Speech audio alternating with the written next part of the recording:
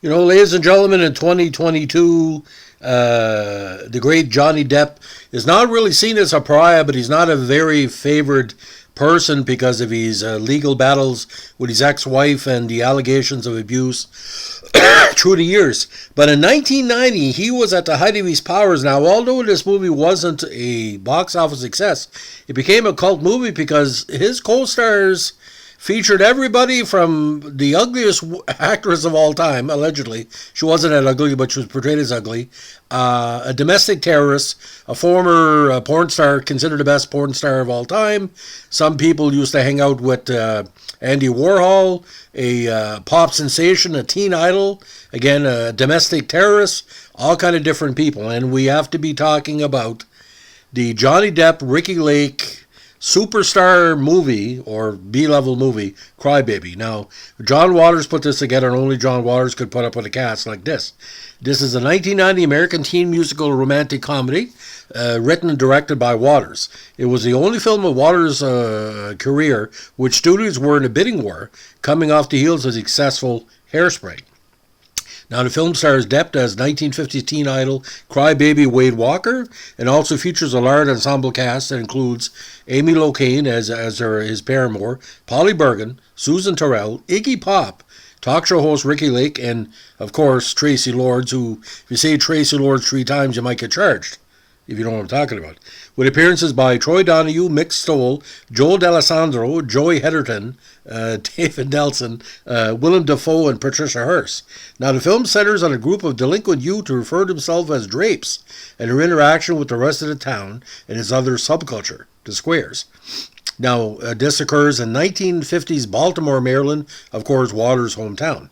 Now, Crybaby Walker, a drape, and Allison, a square, disturb Baltimore society by breaking the subculture taboos and falling in love. Now, who couldn't fall in love with Johnny Depp circa 1990? The film shows what the young couple has to overcome to be together and how their actions affect the rest of the town.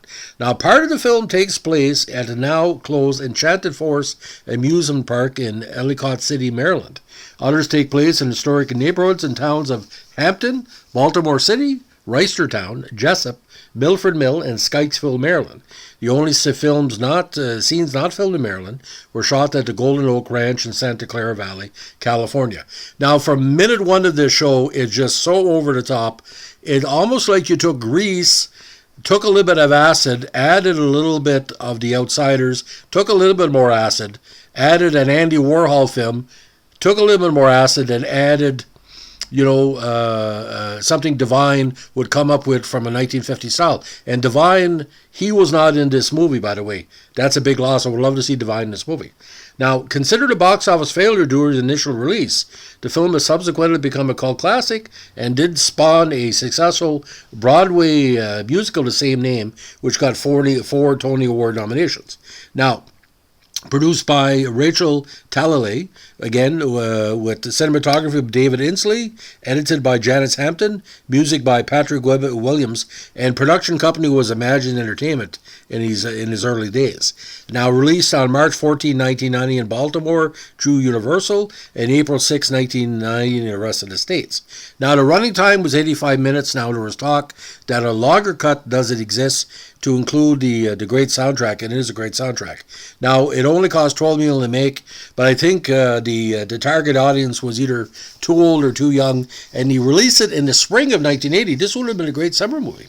Now, in this movie, in 1954 Baltimore, before Elvis, Wade Crybaby Walker leads a gang of drapes, which includes his pregnant sister Pepper, a teenage mother, facially disfigured Mona Hatchet-Fate Manorowski, Kim McGuire, God bless you, what a great actress. Future lawyer, by the way.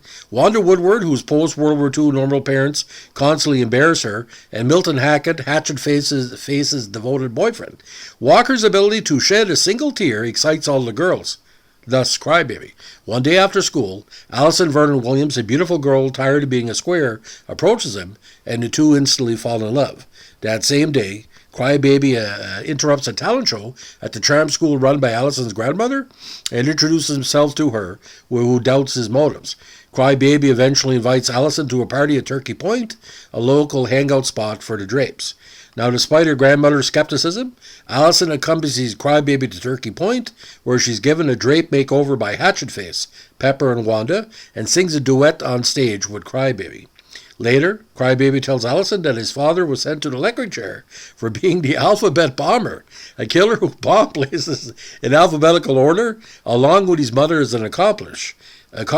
Allison tells him that her parents took separate flights for safety, but both planes went down, orphaning her. While they were talking, Allison's jealous square boyfriend, Baldwin, ignites a riot. Crybaby is wrongfully blamed for the fight and sent to a penitentiary, outraging all his friends and even Allison's grandmother, who was impressed by Crybaby's clear love for Allison.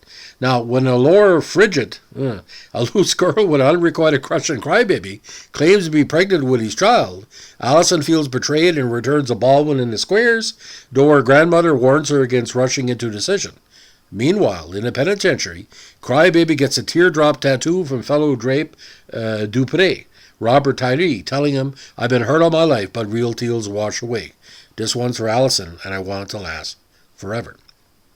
Now, eventually, after performing with Baldwin and the Whiffles at a new theme park, Allison is persuaded by the newly established alliance between the Drapes and her grandmother to stand by Crybaby and join the campaign for his release.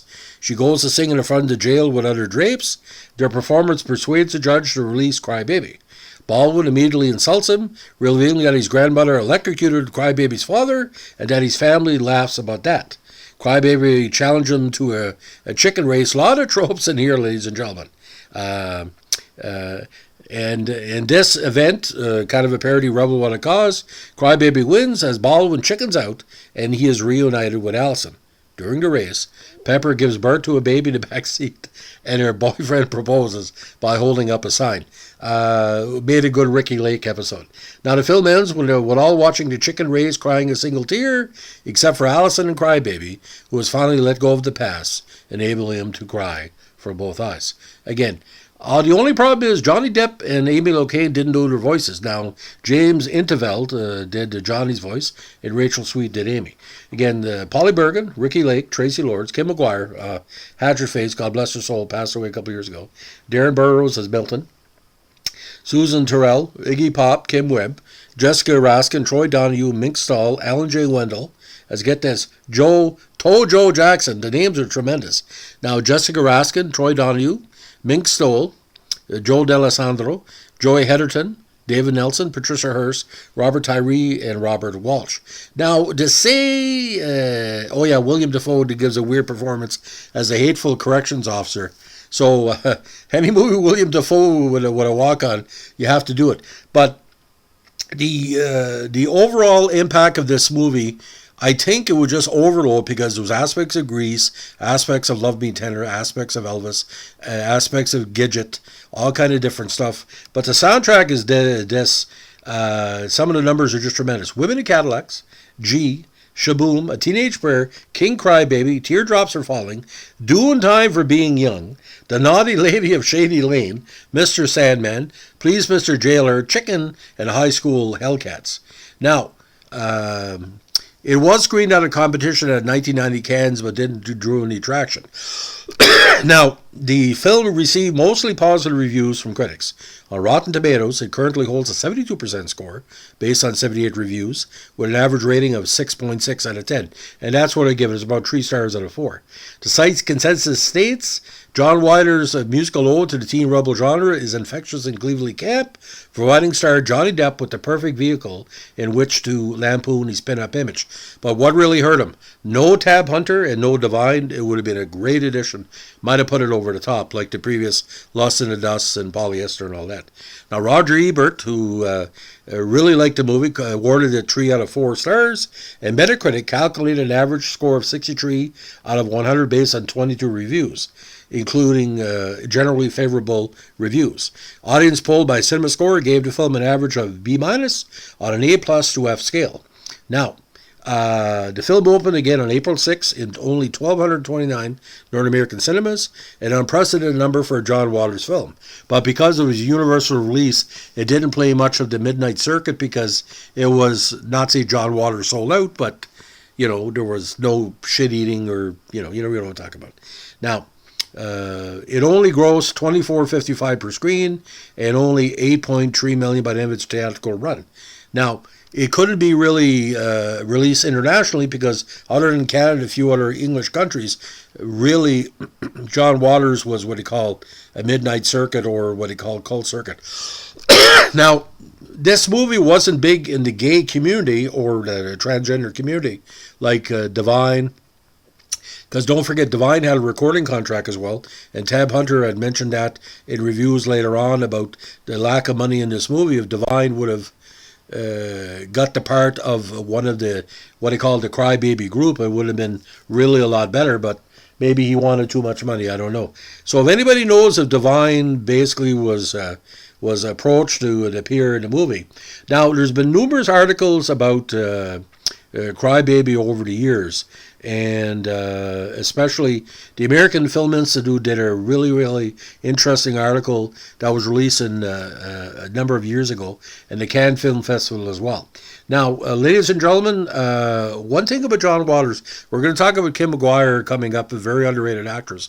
She wasn't as ugly as makeup, but he had a very dedicated group of actors that supported him, and Patty Hearst was one of them as well, and Tab Hunter. But like I said, for me, the movie was missing. If you would have made Tab Hunter and Divine Crybaby's parents in flashback, that would have been perfect. But like I said, there was something missing.